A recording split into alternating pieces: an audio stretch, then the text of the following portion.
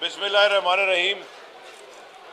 आप सबका मशकूर हूँ यहाँ पे आप आए, क्योंकि एक लोकेशन हमारी चेंज हुई, क्योंकि यहाँ पे हमारा जो हमारी कराची के सदर हैं उन्होंने सारे जो हमारे कैंडिडेट्स है जो इलेक्शन में जीते हैं, चेयरमैन, वाइस चेयरमैन, उन सबको आज यहाँ बुलाया था। होना तो ये एक उनके लिए एक आशियाना था, लेकिन ये प्रोटेस्ट में चेंज हो गया है, इसलिए कि आज सुबह हमारे एमपीए तंजीमी ओहदेदार अरसलान गुम्मन साहब को उनके घर से अगवा किया गया। भले वो पुलिस की गाड़ी में लेके गए हों, भले वो पुलिस की वर्दी में लेके गए हों, लेकिन उनको अगवा किया गया इसलिए कि एक सिटिंग एमपीए को गिरफ्तार करने से पहले आपको सबसे पहले स्पीकर से रिटन परमिशन लेनी पड़ती है, स्पीकर को बताना पड़ता है। दूसरी बात यह कि ना तो उन पे कोई केस बना, ना उनकी कोई एफआईआर आई, ना किसी को खबर पड़ी।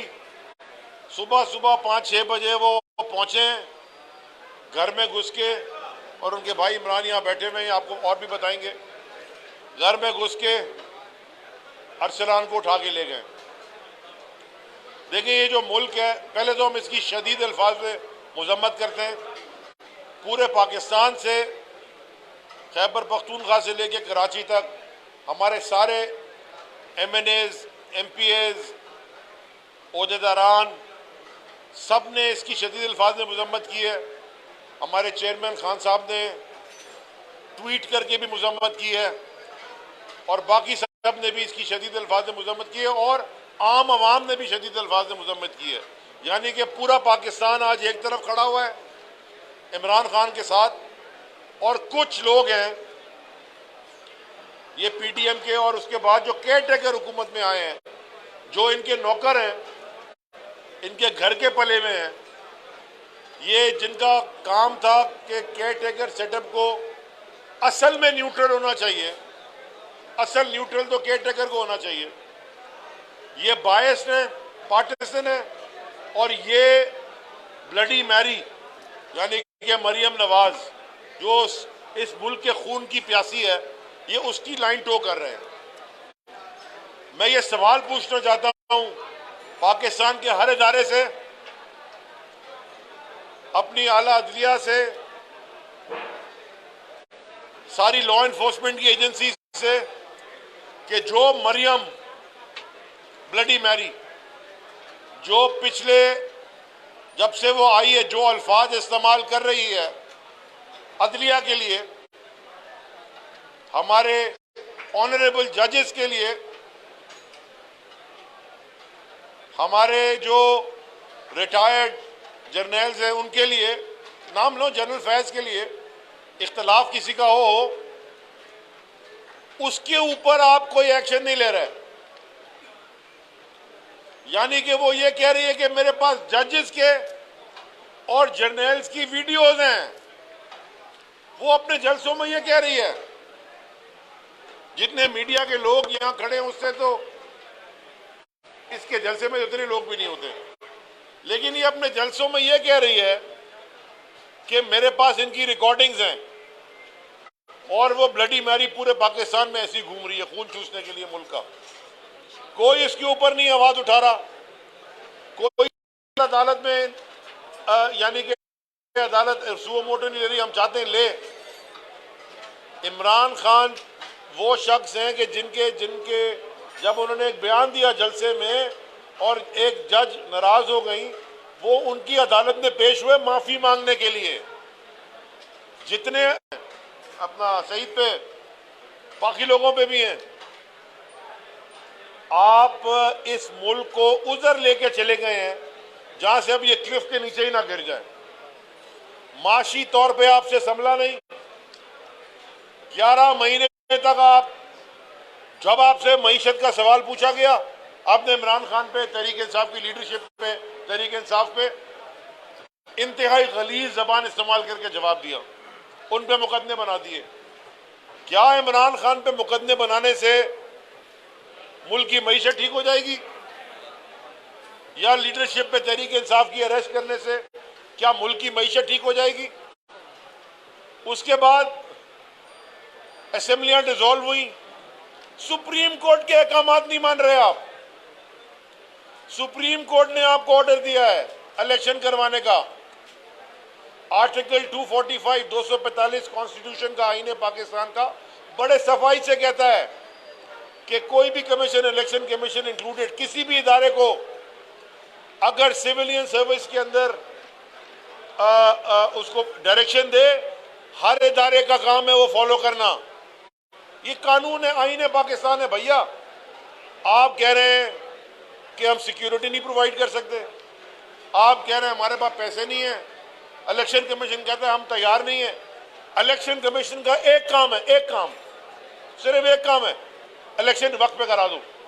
यानी कि जब कोई एमएनए खुदा ना खासा इंतकाल कर जाए या डिस्क्वालीफाई हो जाए, 45 दिन में इलेक्शन कराना है, और अगर कोई असेंबली डिसॉल्व हो जाए सूबे की, 90 दिन में इलेक्शन कराना है। हर वक्त तैयार रहना है आपको। आपके कपड़े ही नहीं बदले जा रहे, आप रोज सुबह पूछते हैं कौन सी टाई पहनूं, कौन से रंग की कमीज पहनूं, आप तैयार ही नहीं होके दे रहे। आप इलेक्शन कमीशन चला रहे हैं। अभी जो कराची के अंदर इलेक्शन हुआ था, सारे मुल्क ने तमाशा देखा कि यहाँ रात को 11 बजे कह रहे थे सुबह बम फट जाएंगे, पता नहीं कौन आ जाएगा, दहशतगर्दी हो जाएगी, लोगों को निकलने से रोका। अब आप वही फॉर्मूला लेके चले गए पंजाब। अब मैं आपको बताता हूँ ये पंजाब फॉर्मूला गया क्यों है। क्योंकि जो मोहसिन नकवी है, जिसने ना अपने नाम मोहसिन की लाज रखी, ना नकवी सैयद होने की लाज रखी, वो आसिफ जरदारी कहता मेरा मुंह बोला बेटा है,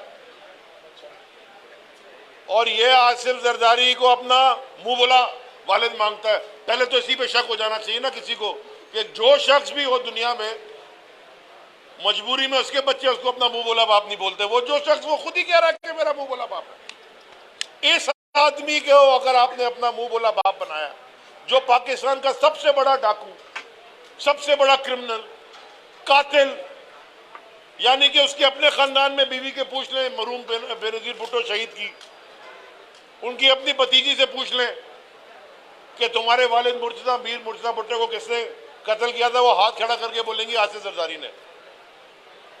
जो मीडिया के लोगों के साथ यहाँ हो रहा है, जो सिंध की आम आवाम के साथ उसने 15 साल से किया है, वो मोहसिन नकवी का मुंह बोला बाप है। तो ये अपने मुंह बोले बाप की पॉलिसी पंजाब में भी लेके आ गया है।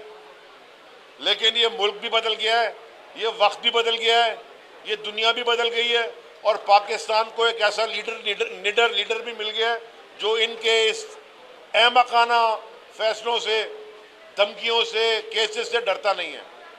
जो आज खान साहब ने रैली डिले की, यानी कि आज की जगह कल कर दी, ये दोबारा इस बात का सबूत है। हजारों लोग वहां खड़े हुए हैं, हजारों लोग पूरे मुल्क से वहां जमा हो गए, और यहां से जा रहे हैं, अभी सिंध से भी जा रहे हैं, वहां सिंध के भी बहुत सारे लोग पहुंच गए हैं। कराची से भी आफ्ताब भाई की क़यादत में लोग आएंगे इंशाल्लाह 1-2 दिन में। पूरे मुल्क से लोग वहां जमा है, लेकिन उन्होंने फिर भी रैली खुद ही रोक ली। क्यों? क्योंकि वो खून खराबा नहीं चाहते। जो कि पीडीएम और आसिफ जरदारी का मुंह बोला बेटा मोहसिन नकवी, और वो फजलुर रहमान का दामाद जो वहां बैठा केपीके में गवर्नर बन के, ये चाहते हैं, ये इसलिए चाहते हैं कि इनको इस बात का इल्म है कि इलेक्शन हो गए, इनको मुंह की खानी पड़ेगी, इनको पोलिंग एजेंट तो छोड़े, इनको कैंडिडेट ही नहीं मिलेंगे पूरे। इंशाल्लाह इस सूबे में भी यही हाल होगा, फिक्र ना करें। ये अभी जो रियासत के इदारों के साथ मिलके रियासती दहशतगर्दी कर रहे हैं, यानी कि पुलिस और डीसी और कमिश्नर, ये आम लोगों को उठाना जो अरसलान गुम्मन के साथ सुबह हुआ है, ये रियासती दहशतगर्दी नहीं तो और क्या है। तो ये जब ये उतरेंगे ना कुर्सी से, फिर इनको समझ आएगी कि अवाम किस तरह इनको इलेक्शन में ये वोट मांगने जाएंगे, वहां से जूते इनको पड़ेंगे।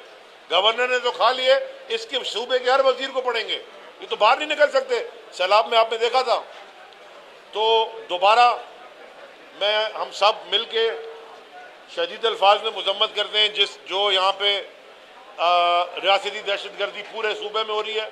ख़ास तौर पर अरसलान गुम्मन की जो आज सुबह गिरफ्तारी हुई है उनके घर से। अरसलान गुम्मन जैसे पढ़े लिखे यंग MPAs, इन्होंने मुल्क बदलना है, इन्होंने नहीं बदलना। ये जो सारा मुल्क मगरमच्छ की तरह का खा के और ब्लडी मैरी के साथ अब खून भी चूस रहे हैं, इन्होंने नहीं बदलना मुल्क। ये जो यंग MPAs हैं, हमारे MNAs हैं, यंगस्टर्स हैं जिनमें जुनून जज्बा है, इन्होंने मुल्क बदलना है। अगर आप उनको अरेस्ट करें, कौन यहाँ शरीफ आदमी सियासत में आएगा? आप चाहते हैं कि यही डाकू सियासत करते रहें, यही काबिज रहें मुल्क में, इसी तरह लोग भूख से मरते रहें? मैं आखिरी बात सिर्फ करना चाहता हूँ कि पूरे मुल्क में, मैं पूरा पाकिस्तान ख़ास तौर पे अब सिंध घूम रहा हूँ, ये क्योंकि अंदरूने सिंध मीडिया की इतनी पेनिट्रेशन नहीं है, मीडिया का गला घोटा जाता है, चोक किया जाता है, मीडिया को मार दिए जाते हैं। वो चांडियो साहब, आपके इमदाद चांडियो आपके साथ की, वो मुल्क छोड़ के चले गए बाहर क्योंकि उन्होंने एक्सपोज करना शुरू किया था। लेकिन मैं आपको ये बताना चाहता हूँ कि ये पूरे मुल्क में एक वाहिद सूबा सिंध है जहां पे लोग भूख से मर रहे हैं, असल में मर रहे हैं। मैं भूखा आदमी, खाना नहीं मिला, बच्चे मर गए उसके भूख से। ये वाहिद सूबा है जहां लोग खुदकुशियां करने पे मजबूर हो गए हैं। ये वाहिद सूबा है जहां लोग प्यास से मर रहे हैं या गंदे पानी से मर रहे हैं। ये वाहिद सूबा है जहां लोग कुत्तों की काटने से मर रहे हैं। ये वाहिद सूबा है जहां पे एड्स फैल रही है। अभी फिगर्स आए, जैकाबाद, शिकारपुर, लड़काना के बाद वहां भी चले गई है। ये अभी खुर्रम ने परसों वीडियो ट्वीट की थी ठट्टा की सिविल अस्पताल की, वहां सैकड़ों एम्बुलेंसें खड़ी हुई हैं, अरबों रुपए की, वो ऐसी खड़ी हैं। मैं आपको ये भी गारंटी करता हूं, थोड़ी सी चेक कर लें, उन सब के पेट्रोल के कार्ड भी निकले हुए होंगे, उन सब के ड्राइवरों की तनख्वाहें भी जारी होंगी, उनकी मेंटेनेंस का खर्चा भी हो रहा होगा। लेकिन ये जो चोर वजीर बैठे हैं, ये जो चोर बैठे हैं इस सूबे के ऊपर, इस मुल्क के ऊपर, ये उनके घरों में और उनके बच्चों पे इस्तेमाल हो रहा होगा। आप लोग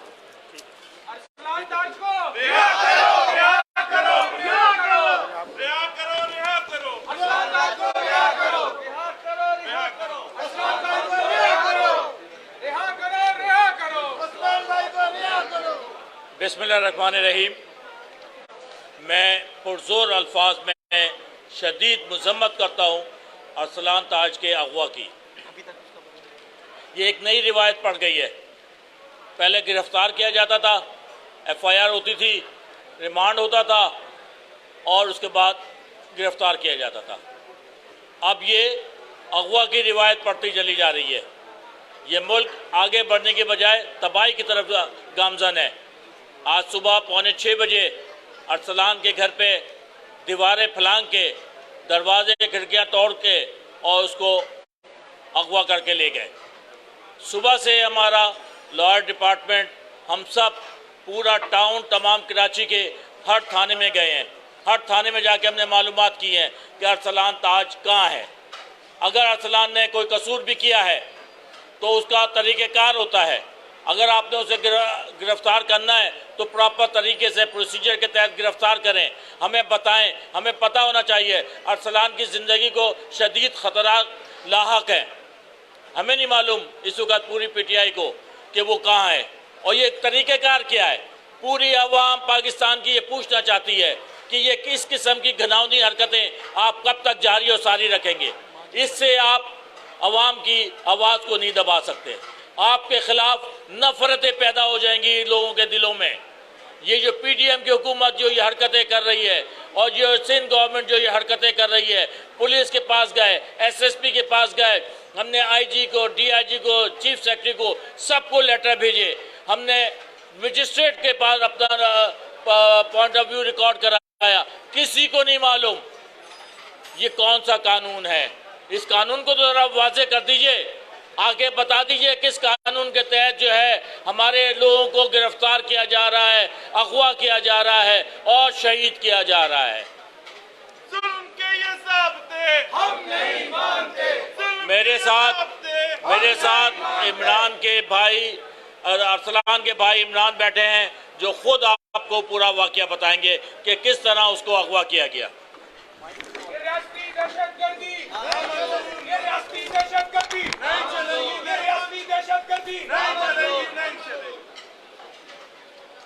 सुबह 6:15 पे हमारे घर पे कुछ पुलिस के और वर्दी में और कुछ लोग बगैर वर्दी के, जिसमें 3 पुलिस की मोबाइलें, 3 पुलिस की और 3 प्राइवेट कार्स आई हैं।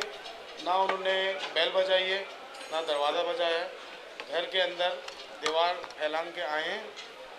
तो मेरी वालदा पर नमाज के टाइम आई हैं तो टेरिस में, तो उन्होंने देखा कि हमारे नीचे लॉन के अंदर पुलिस के और वर्दी में और बगैर वर्दी के कुछ लोग 10-12 लोग नीचे थे और कुछ अरसलान के अंदर घर के अंदर दाखिल हो रहे थे। तो मेरी वालदा ने मुझे आके बताया कि ऐसे नीचे पुलिस है, जिस पे मैंने जाके देखा तो कुछ पुलिस वाले ऊपर हमारे पोर्शन में आ रहे थे। तो वालदा ने मेरी दरवाज़ा बंद कर दिया, तो उन्होंने दरवाजे को लाते मारी और जो गन थी उनकी वो गन भी मारी। तो फिर मैंने बोला गेट खोल दें, तो गेट खोला तो एक इंस्पेक्टर थे पुलिस के, उनके नेम प्लेट तो नहीं लगी हुई थी लेकिन उनके 3 स्टार्ट लगे हुए थे, फूल लगे हुए थे, इंस्पेक्टर थे। उनसे मैंने पूछा कि आप यहाँ क्यों आए, किसके लिए आए? तो बोले हमें कोई इन्फॉर्मेशन है, हम किसी के ऑर्डर पे आए हैं और सलाम ताज के लिए आए हैं। तो मैंने वो तो अपने पोर्शन में होंगे घर पे, ये तो मेरा पोर्शन है। बोला अपना नाम बताया, मैंने अपना नाम बताया। बोला मुझे तलाशी नहीं है घर की। तो मैंने कहा मेरे घर में लेडीज़ हैं, अगर आपके लेडीज़ पुलिस है साथ आपके तो आप बिल्कुल आ जाए। सर्च वारंट है, सर्च वारंट का भी मना कर दिया। बोला ऊपर से ऑर्डर है। कौन सा ऊपर का ऑर्डर है? ना उनके पास वारंट है। हमारे घर में लेडीज़ हैं, ना लेडीज़ का ख्याल है, ना छोटे बच्चों का ख्याल है।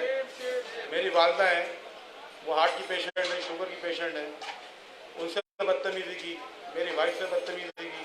बच्चे सो रहे थे, उनको उठा दिया शोर करके, मुझसे बदतमीज़ी करी। मुझे बोला नीचे चलो और उसको बाहर निकालो। क्या वो कोई दहशतगर्द है?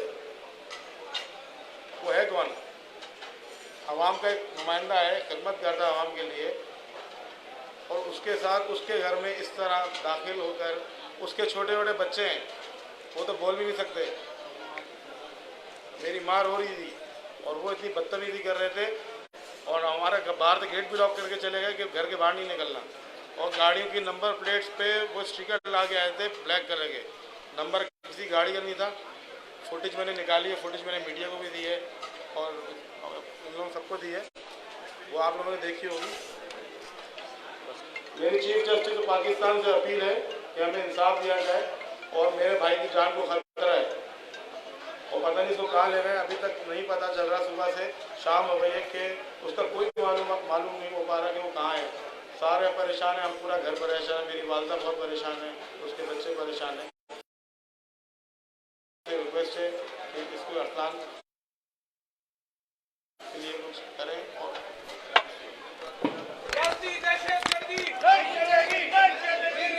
ओके जी, जी भाई एक सेकेंड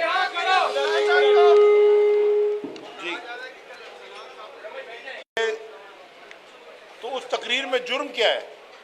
यानी कि अगर कोई किसी का नाम लेके तकरीर कर रहा है, जुर्म क्या है? उसमें किसी का नुकसान हो रहा है, डर क्या है? हमारे पे सारा दिन नाम लेके तकरीरें नहीं होती। फेडरल मिनिस्टर थे हम, 22 ग्रेड से ऊपर होते हैं फेडरल मिनिस्टर। अगर पाकिस्तान की ब्लू बुक आप पढ़ लें, प्राइम मिनिस्टर के बाद फेडरल मिनिस्टर होता है, तो हमारे नाम ले लेके तकरीरें नहीं होती थी। तो क्या हम जाके वहाँ लोगों को क्या वो उठवा रहे थे, FIR कटवा रहे थे? राना सनाउल्लाह जो इस मुल्क का सबसे बड़ा बदमाश तो है ही, और एक मेजर जनरल साहब ने बैठ के टीवी के ऊपर कहा, आपके सामने मैं वो रख चुका हूं, कि जी हम पकड़ते हैं तो छोड़ते नहीं है, 95% हमारी रिकवरी है। DG ANF, DG anti narcotic force वर्दी में थे साहब, मेजर जनरल, जब पकड़ा गया ये, और वजीर भी साथ बैठे। वो शख्स आज इंटीरियर मिनिस्टर बन गया और लाइव टीवी शो में बैठ के, मैं फेडरल मिनिस्टर लाएगा कुछ, हम हुकूमत में आएंगे तो हमने क्या FIR काट दी? हम इसको देख के हंस रहे थे कि यार ये खुद ही अपने मुंह में ये खुद ही अपने लिए खड्डा खोद रहे हैं। तो क्या अरेस्ट करवा दिया? टीवी पे धमकी दे रहा था। सो देखें, अगर ये ट्रेंड करती है, लोगों का ख्याल करती है, लोगों को अगवा नहीं करती, बहुत मेहरबानी। बहुत मुश्किल में बैठे।